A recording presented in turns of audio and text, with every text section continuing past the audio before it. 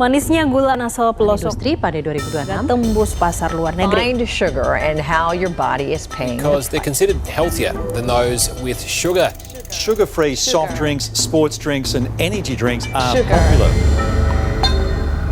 Guys, coba lu sekarang ke dapur, terus lu cek gula lu di sana. Pasti kemungkinan besar gula yang lu pakai di rumah lu itu gula pasir atau gula kristal. Bener nggak? Tapi lu tahu nggak? Kalau di dunia global saat ini trennya itu justru mulai mengurangi konsumsi gula yang kayak di dapur lu itu yang dari tebu. Bahkan nih Amerika Serikat sampai Eropa itu rela ngimpor gula kelapa dari Indonesia, terutama dari Banyumas, Jawa Tengah. Dan apakah ini bisa menjadi peluang besar buat Indonesia? So, kalau lu penasaran, jangan skip video ini, tonton terus sampai habis. Let's check this out.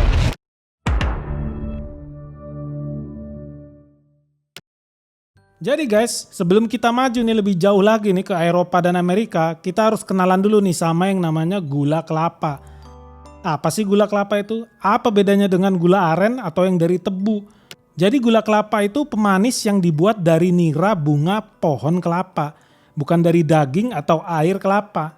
Nah, niranya sendiri ini diperoleh dengan menyadap tandan bunga kelapa yang belum mekar. Cairan manis itu kemudian dimasak sampai kadar airnya berkurang dan berubah jadi gula. Apa bedanya dengan gula aren? Gula kelapa itu berasal dari pohon kelapa, sementara gula aren berasal dari nira pohon aren. Jadi di sini udah beda, pohonnya udah beda. Yang satu dari pohon kelapa, yang satu dari pohon aren. Gimana proses pembuatannya gula kelapa? Yang pertama bunga kelapanya disadap. Niranya ditampung, terus disaring, dimasak beberapa jam sampai airnya menguap. Nanti niranya mengental dan mengalami karamelisasi, baru dicetak atau diaduk sampai menjadi gula semut. Lalu dikeringkan, diayak, barulah masuk pengemasan. Gimana deh kalau dengan gula tebu atau gula pasir? Kalau gula pasir itu umumnya dibuat dari batang tebu.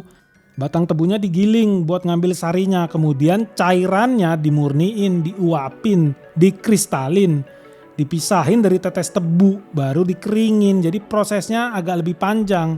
Nah sekarang kenapa negara-negara luar tuh mulai melirik gula kelapa kita? Jadi nih menurut data saat ini tren konsumsi gula di beberapa kawasan, di beberapa benua itu cenderung turun.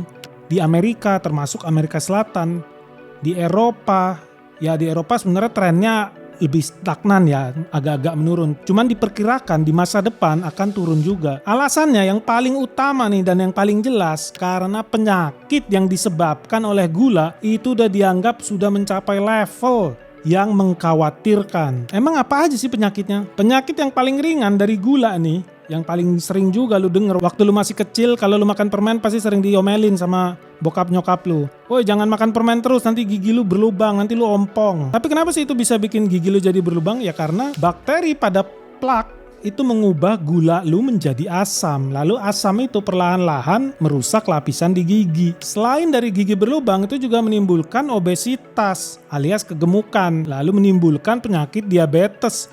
Bisa juga menimbulkan sakit jantung, penumpukan lemak di hati.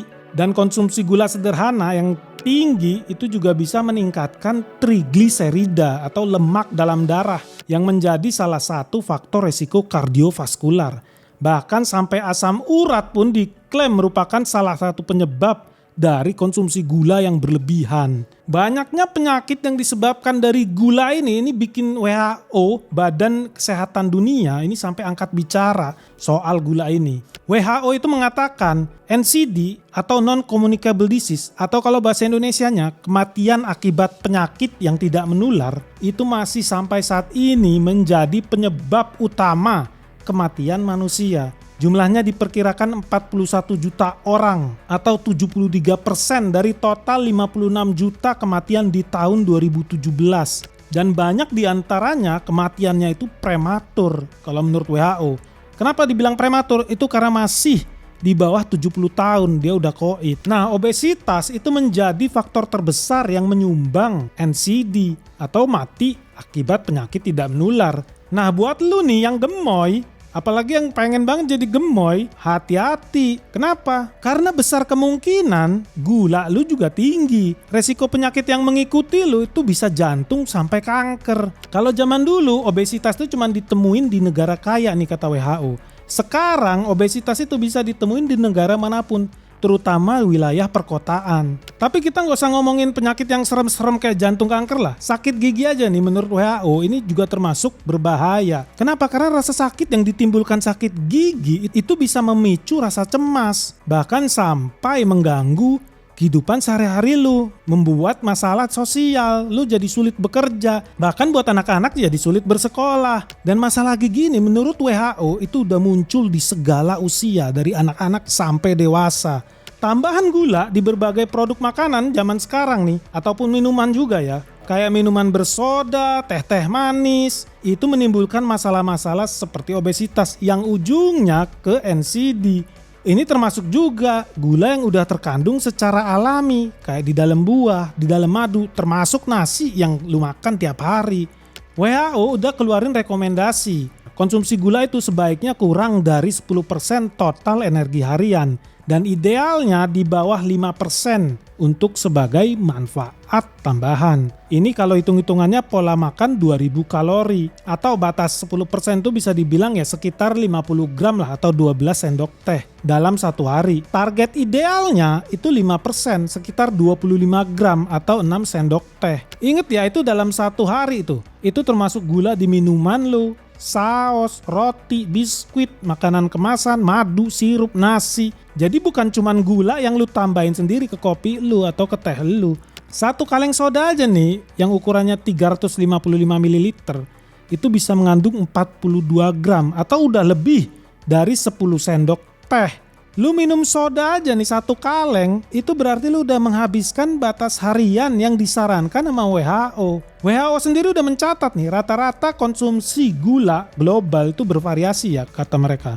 Tapi diperkirakan sekitar 50-60 gram per kapita setiap harinya. Karena bahaya-bahaya yang ditimbulkan gula itu, makanya OECD FAO itu memperkirakan hampir seluruh pertumbuhan konsumsi gula dunia nih sampai 2035 itu akan berasal cuman dari Asia dan Afrika. Sebaliknya, Eropa, Amerika Utara, Oseania dan beberapa negara Amerika Selatan nih mulai pinter. Mereka akan mengurangi konsumsi gula per kapitanya. Ya karena mereka udah mulai ngeri dengan penyakit-penyakit yang ditimbulin sama gula ini. Di Amerika nih, masalah gula di Amerika itu tersembunyi di banyak produk sehari-hari. Kayak minuman soda, kopi kemasan, minuman energi, sereal, saus, roti, sampai makanan yang ultra processing. Kayak yang tadi udah dibilang, satu kaleng soda aja udah melebihi rekomendasi WHO. CDC itu menyebut minuman manis sebagai salah satu sumber utama obesitas di Amerika, alias kegemukan, dan obesitas tipe 2, sakit jantung, penyakit liver yang asalnya bukan dari alkohol,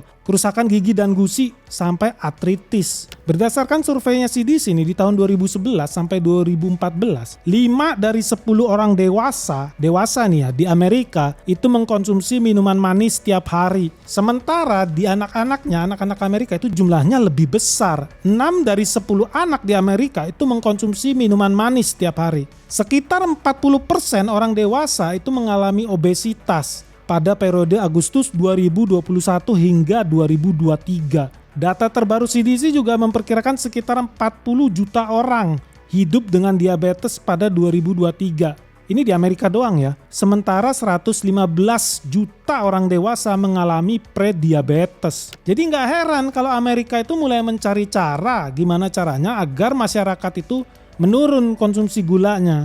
Sehingga beberapa kota nih seperti Berkeley, Oakland, Albany, sampai San Francisco itu memberlakukan pajak minuman berpemanis untuk menaikkan harga serta tentunya pada akhirnya agar menekan pembelian soda dan minuman yang gulanya tinggi. FDA itu juga mewajibkan produsen mencantumkan jumlah gula tambahan di label Nutrition Facts. Acuan hariannya itu ditetapin 50 gram untuk pola makan 2000 kalori. Sehingga konsumen tuh bisa membedakan gula alami dalam makanan dengan gula yang ditambahkan saat produksi. Kalau di Amerika Selatan nih beda lagi nih. Kenapa? Karena masalah mereka tuh udah jauh lebih kronis. Kalau lu tahu, lu pernah denger di Amerika Selatan tuh bahkan habis makan mereka tuh umumnya minumnya minuman soda. Konsumsi gula mereka yang tinggi selama 15 tahun terakhir itu sampai menimbulkan kecemasan publik. Guys, gawat banget ini guys. Situasi di Hormuz makin panas, harga minyak makin lama makin tinggi, dan di Indonesia dampaknya apa? Harga gas makin tinggi, harga pupuk makin tinggi, harga plastik makin tinggi. Bisa jadi inflasi makin merajalela loh di negara Indonesia. Nah, dari sini lu bisa lihat dong, pasti ada juga perusahaan-perusahaan yang diuntungkan ketika terjadi krisis di Hormuz. Di saat yang sama juga pasti ada perusahaan yang dirugikan. Dan ini sebetulnya wajib kita sebagai investor tahu lebih awal supaya lu bisa investasi lebih tepat guys. Karena cuma di Benix Investor Group ya, komunitas saham terbesar di Indonesia, lu bakal belajar langsung sama ahlinya, lu langsung visit, diskusi, ngobrol langsung sama direksinya lu. Selama 1 tahun ke depan lu bakal mengetahui apa sih yang paling penting kalau lu mau jadi investor yang hebat guys. Apalagi di tengah dinamika situasi global yang makin gak menentu ini, 90% investor tuh nyungsep guys, rugi. Lu jangan sampai jadi mereka lah. So teman-teman tunggu apa lagi guys? Yuk segera bergabung di Benix Investor Group, daftarkan diri kalian di nomor yang ada di bawah ini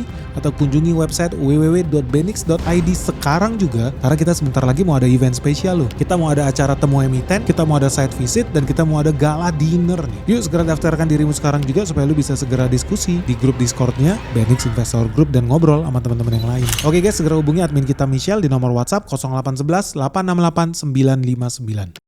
Konsumsi gula mereka yang tinggi selama 15 tahun terakhir itu sampai menimbulkan kecemasan publik. Kenapa? Karena angka obesitas sama penyakit kronis akibat gula itu udah meningkat gila-gilaan. Akibatnya, negara-negara di Amerika Selatan itu bersatu padu. Mereka membentuk koalisi yang isinya Chili, Ekuador, Kolombia, Meksiko, sama Peru. Apa hasil koalisi itu? Mereka memberikan pajak tambahan untuk minuman manis dan juga mewajibkan produsen itu untuk menempelkan label peringatan bahaya kalau ini minuman mengandung gula. Ini artinya minuman manis di sana itu udah dianggap sama bahayanya kayak rokok. Kalau lu beli rokok di Indonesia itu ada gambarnya, ada label peringatan bahaya. Kalau lu ke negara Amerika Selatan, lu beli minuman manis, minuman soda, ada juga label seperti itu. Setelah koalisi itu terbentuk dan menghasilkan aturan seperti itu, Brazil sama Argentina juga nggak mau kalah. Mereka ikut-ikutan mengadopsi aturan itu. Setelah itu Amerika Selatan ini diproyeksikan akan mengalami penurunan yang signifikan untuk masalah gula di tahun 2035. Untuk wilayah Asia gimana nih? Wilayah kita nih, tempat kita tinggal, rumah kita. Jadi Asia ini diprediksi meningkat. Tapi meskipun diprediksi meningkat, ada 2 negara nih yang diprediksi menurun, yaitu Cina sama Jepang. Kalau di Cina, konsumsi gula di negeri mereka ini udah tinggi banget. Dan mereka nggak mau di masa depan negaranya itu dipenuhi masalah-masalah kesehatan. Makanya Cina itu mengeluarkan aturan pembatasan konsumsi gula untuk mencapai target Healthy China 2030 atau kalau bahasa Indonesia Cina yang sehat gitu ya.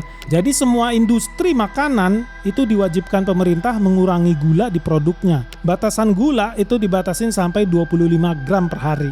Jepang gimana? Yang prediksinya menurun, Jepang juga ikut menurun. Negara yang terkenal dengan teknologinya itu canggih banget. Dia nggak perlu pajak, nggak perlu juga pakai hukum buat mengurangi konsumsi gula mereka. Konsumsi gula di Jepang itu diperkirakan bakal menurun, meskipun nggak pakai aturan pajak seperti di Amerika Selatan atau aturan hukum kayak di Cina. Gimana caranya? Konsumsi gula di Jepang diperkirakan akan turun karena populasi penduduk mereka emang terus menurun. Atau dengan kata lain, pemerintah Jepang ini menurunkan konsumsi gula mereka dengan mempertahankan sistem yang bikin orang Jepang itu enggan bikin anak. Ini merupakan strategi yang sungguh revolusioner, out of the box, yang gak terpikirkan sama sekali sama orang-orang pinter di pemerintahan negara lain. Luar biasa Jepang ini. Dari masalah-masalah gula yang ditimbulkan itu yang udah diceritakan tadi, ini menjadi pertanyaan besar nih, apa benar gula kelapa itu lebih baik dari gula tebu misalnya? Jadi gula kelapa itu memang mengandung lebih banyak mineral dan mungkin memiliki respon glikemik agak lebih rendah. Tapi bukan berarti gula kelapa juga bebas resiko. Gula kelapa, gula tebu, madu, sirup jagung itu tetap hitungannya gula tambahan. Bedanya kecilnya cuma di mineral sama tingkat pemrosesan atau indeks glikemik. Tapi itu tidak menghapus resiko apabila jumlah yang kita konsumsi ya tetap berlebihan. 1 sendok gula kelapa itu mungkin ya cuman sedikit lebih unggul dari 1 sendok gula putih. Dari sisi mineral sama rasa kali, tergantung selera. Tapi kalau kalian ganti 5 sendok gula putih dengan 5 sendok gula kelapa, ya hasilnya sama aja. Hal ini diungkapkan sama WHO, dia itu memasukkan sukrosa, glukosa, fruktosa, madu, dan berbagai sirup itu ke dalam kategori free sugar atau gula tambahan ketika ditambahin ke makanan. Rekomendasi mereka tetap sama, kalau free sugar ya free sugar itu harus di bawah 10% energi harian atau sekitar 50 gram pada pola makanan 2000 kalori dan idealnya 5% tadi seperti yang udah kita sebut. Jadi bahaya utama bukan berasal dari gula yang dikonsumsi sesekali, tapi dari gula tambahan yang berlebihan yang kita konsumsi terus-terusan. Mau gulanya itu pasir, kelapa, madu, sirup, jus atau dari buah itu sama aja. Tapi kenapa kok tadi kita ada sebut kalau gula kelapa itu dipilih menjadi pengganti? Lah kalau resiko gulanya itu sama, yang jadi pertanyaan kenapa tadi kita sebut ada kalau negara lain itu memilih gula kelapa menjadi pengganti gula tebu yang mereka gunakan atau gula jagung kalau di Amerika. Jadi CBI, lembaga promosi impor buat pemerintah Belanda, ini mencatat permintaan gula kelapa pasar Eropa itu meningkat dan sejumlah perusahaan makanan itu mulai menggunakannya dalam formulasi produk-produk mereka. Alasannya kenapa? Karena gula kelapa mereka anggap sebagai alternatif yang lebih sehat. Mereka nggak tahu kalau sebetulnya namanya gula ya sama-sama aja, resikonya sama. Tapi meskipun begitu, permintaan pasar Eropa buat produk yang lebih alami dan sehat itu lagi meningkat-ningkatnya nih sekarang. Selain itu juga, kenapa sih gula kelapa itu jadi populer? Itu karena gula kelapa itu dijadikan pilihan utama buat para vegetarian di sana. Karena gula yang biasanya itu diproses menggunakan boncar alias arang tulang hewan itu untuk menghasilkan warna putih. Sementara kalau gula kelapa itu warnanya lebih alami, itu nggak pakai arang tulang hewan. Pola pikir seperti ini akhirnya membuat permintaan gula kelapa itu naik. Bahkan di website organisasi PETA nih, organisasinya hak binatang, itu juga mendorong para vegetarian untuk beralih ke gula kelapa. Nah, populasi vegetarian di Eropa ini lagi meningkat-ningkatnya. Tentunya ini akan berbanding lurus dengan meningkatnya permintaan gula kelapa. Diperkirakan saat ini ada 75 juta vegetarian di seluruh Eropa. Yang artinya ini apa? Ini peluang pasar yang besar banget bagi industri gula kelapa Indonesia. Dan kalau kita bicara soal gula kelapa Indonesia, kita tentunya nggak bisa lepas dari daerah penghasilnya. Salah satunya yaitu Banyumas. Jawabannya karena Banyumas itu udah lama banget menjadi salah satu sentra utama gula kelapa Indonesia. Bupati Banyumas itu menyebut sekitar 90% kebutuhan gula semut dunia itu dipasok Indonesia. Sedangkan sekitar 80% diantaranya berasal dari wilayah Banyumas Raya yang meliputi Kabupaten Banyumas, Cilacap, Purbalingga, dan Banjarnegara. Dan dari kawasan inilah gula semut itu menembus pasar Asia, Eropa, Amerika Serikat sampai ke Timur Tengah. Di Kecamatan Cilongok aja nih diperkirakan ada sekitar 105.000 pohon kelapa dengan produksi sekitar 12.000 ton gula kelapa per tahun. Sementara di seluruh Banyumas terdapat sekitar 28 sampai 29.000 penderes. Artinya Banyumas memang punya kemampuan produksi dalam skala masif. Tapi sebetulnya Banyumas bukan satu-satunya tentunya ya daerah penghasil gula kelapa. Mereka cuma salah satu. Ada juga daerah lain yang menghasilkan gula kelapa kayak Purbalingga, Banjarnegara, Kebumen, dan Kulon Progo. Menurut estimasi lembaga riset komersial nih, Mordor Intelligence, pasar gula kelapa global di tahun 2025 itu ada di angka 420 juta dolar alias 7,5 triliun rupiah dan diperkirakan bakal naik terus di 2026 menjadi 452 juta dolar atau sekitar 8,1 triliun rupiah. Proyeksinya nih pasar gula kelapa ini akan terus tumbuh sekitar 7,7% per tahun dan di tahun 2031 itu angkanya bisa sampai 657 juta dolar atau setara 11,8 triliun rupiah. Ini angkanya nggak main-main. Kita punya peluang yang besar di sini karena Indonesia itu udah punya basis produksi yang udah lama kebentuk terutama di Jawa Tengah. Laporan pasar Mordor Intelligence bahkan memperkirakan Indonesia itu memasok sekitar 90% produksi gula kelapa dunia. Atau dengan kata lain kita mendominasi dunia gula kelapa. Keren loh guys, Indonesia udah bisa mendominasi dunia. Lewat apa? Lewat gula kelapa. Kembali lagi ke Banyumas nih, di sepanjang periode 2021-2025 aja, nilai ekspor Banyumas dalam kategori gula kelapa itu tumbuh rata-rata 9,61% per tahun. Dan pada Januari sampai April 2026, nilainya itu mencapai 42,6 juta dolar atau setara 772 miliar rupiah. naik 46% dibanding periode yang sama tahun sebelumnya. Jadi jangan sampai momentum bagus ini itu gagal dimanfaatin Indonesia. Pemerintah perlu membantu peremajaan pohon kelapa, meningkatkan keselamatan para penderes, menyediakan teknologi pengolahan yang lebih higienis, serta memperluas akses sertifikasi organik dan keamanan pangan.